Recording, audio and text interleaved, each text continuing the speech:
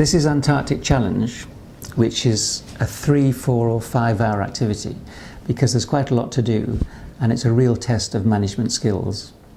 If you've got 16 people, it's quite good to put them into 2 groups of 8 rather than 4 groups of 4 because there's so much to do and it'll definitely keep them busy.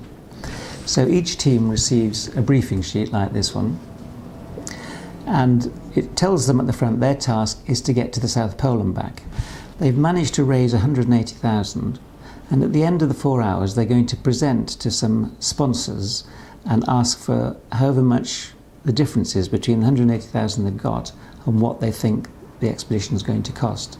So basically they have to plan the whole trip to the South Pole with all the costings, and they've got no other information.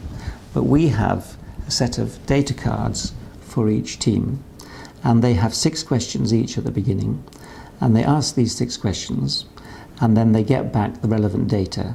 So if they don't ask for it, they don't get it.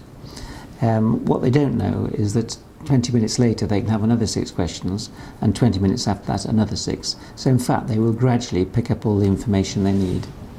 One of the things they sometimes don't ask for is absolutely essential, which is a map of the area. I think the record is 90 minutes before anyone asks for it.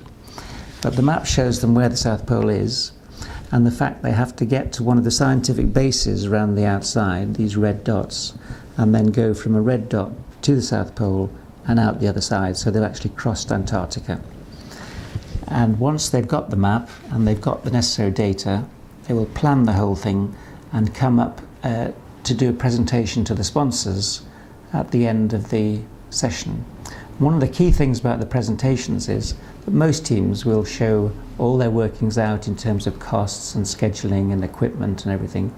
What the sponsors want to know is what the teams are going to do for them. So if they say they're going to have their logo on their helmets, on their sledges, they're going to have Channel 4 news waiting at the South Pole for them, they're much more likely to be given the money than someone who bores the pants off them with all the details.